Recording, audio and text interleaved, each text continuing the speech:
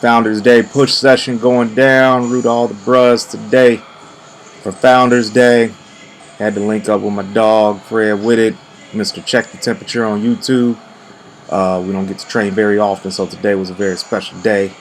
And wanted to kick it off on Founders Day. So we just started out with some flat dumbbell bench press. And first things first, I want to talk about the volume of the session, right? So I said that we start off, we did the entire session. It was 20 sets for chest.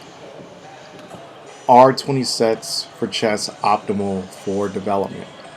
I'm going to be absolutely honest with you. In my opinion, I'm going to say it depends. Saying that high volume doesn't work when it's clearly worked for decades with many people, many a pro champion.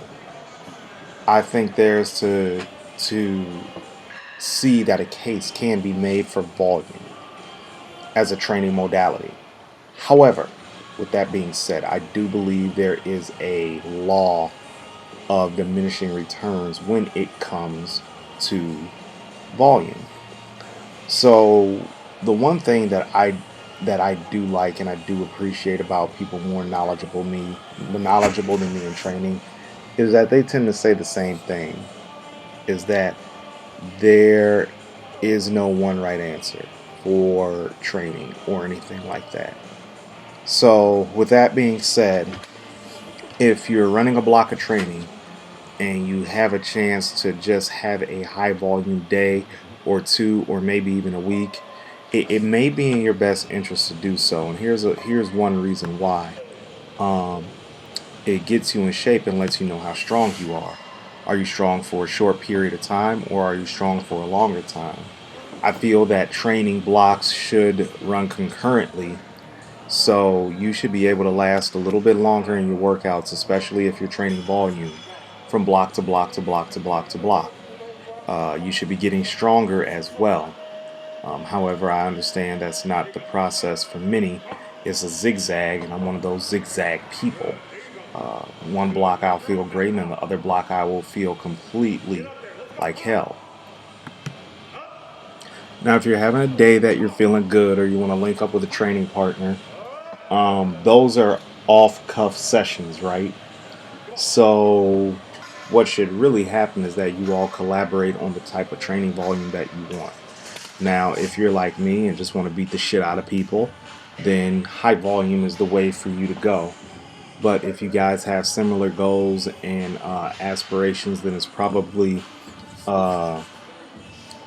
best that you guys kind of follow the same regimented program. But seeing that this was a one-off, this requires some high volume. So why high volume? Guys, I'm not a scientific guy. I was a journalism major in college. I failed math several times. But I can tell you from empirical data, i.e. me and many others, high volume training works, again, to an extent. So we don't want the law of diminishing returns. So how should you construct throwing in a high volume week as you build your mesocycle blocks, right?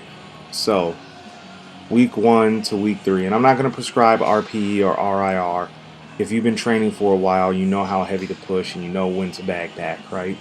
So week 1, you're not going to go to failure on any exercise. You're going to stop a few reps short. Then what you're going to do is for week 2, you're going to up the ante a little bit. You're going to push to failure, but you're going to keep the volume the same, right? Then what you're going to do for step 3, it's a kind of a variation of step 2. You're going to keep the weight heavy. You're going to keep the volume up, but you're going to add either a couple more sets or you're going to add a completely different other exercise. He fall for that shit. And then what you're going to do on your 4th and 5th week, you're just going to throw the kitchen sink at it. So, it's kind of a Y3T type deal, but not really, I also think that volume training gives a certain type of look to the muscle, right? A certain type of fullness, a certain type of graininess when you're dieting. But I want you to also keep in mind that the load has to be there. You cannot expect to have nice, thick, round, and full muscle without without being strong, right? So even though you see me with only 275 on this bench, that shit was heavy, and the people that can bench 275 correctly these days, especially with the advent of Instagram, and definitely as their third exercise, not many people are strong like that. But I am, so I went ahead and did that. Increased capillary production. Volume training works in that I believe it causes increased blood flow throughout the body, because you got to get those red blood cells to the muscle to pump them up. So that's just my opinion. Volume training does work. Let's talk about supplements for your volume training session real fast. I am a big fan of pre-workout supplementation, but when we're talking for performance, that's a whole different scenario that we need to lay our hands on. You definitely want to have citrulline inside of your pre-workout stack. You don't want to have a ton of caffeine. I find that 300 milligrams is a good limit to have that won't impede the way that pump supplements work. Nitrosygene, something with nitrosygene inside of it, helps kind of scrub those veins to push more blood into the muscle. Creatine, of course, I don't really have to really expound upon why creatine is important. And then a little bit more on the citrulline, you probably want to have about 6 grams of citrulline inside of it, 6 to 8 grams. Good all around pre-workout is Outlift by Nutrix Research. I like it a lot. Haven't been able to really get my hands on any, but that is a good all-around pre-workout, and that's something that I highly advise to people. Also, the Granite Supplements Premium, that's a really good pre-workout as well. Has some T-cream in it, citrulline in it, so you get the best of mental and pump and stem, and it's just really good. So that's how I feel about pre-workout nutrition or pre-workout shakes. Make sure you have an intra-workout when you're doing volume training, because you want to make sure that you're getting a lot of good nutrition during your training session in the form of easily digestible nutrients like carbs and essential amino acids. Those easily digestible nutrients will help you power through a higher volume session than what you're normally used to. I know it did for me. The carb count should range anywhere between 20, depending upon the body part, I should say, 20 grams of carbs, and it can go all the way up to 60, maybe 80, depending if you just burn through them. If you just burn through them, then 80 is fine. If you're just kind of, so-so, 50 is good too.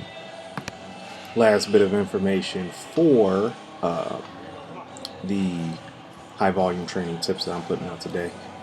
Understand that overall nutrition is going to be just as important too. So as your training volume goes up and you're trying to train up your different lifts via volume, understand that the food volume has to go up too. So usually if you want to equate 2 plus 2, your training volume pushes your appetite to make you even hungrier. But if you're not careful and go into the overtraining realm, it can blunt your appetite. So you guys need to be careful and monitor your appetite as you go deeper and deeper into a high volume phase, because again, this can result in overtraining if done for long periods of time. Again, when you're constructing this into your mesocycle, I recommend no more than 1 to 2 weeks in a very high volume phase, where you just push the muscle to the max via volume, and then go from there and drop the volume back down significantly. You could deload if you want, but it's not something that I'd recommend. I just drop the loads back and just try to push the volume up a little bit more so you can stop grilling the muscle, so to speak. Well, that's all I got for today. Again, 109 years old for this fraternity. You probably got an Omega man in your life and you don't know it. So if you see a Q, hug a Q, shake a Q hand, and wish them well on their way. So root to the bros. I'm a Nebraska Q, the original home of the heavyweights.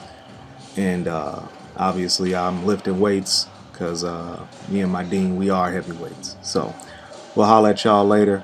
Y'all have a great day. Y'all have a blessed day. Root to the bros.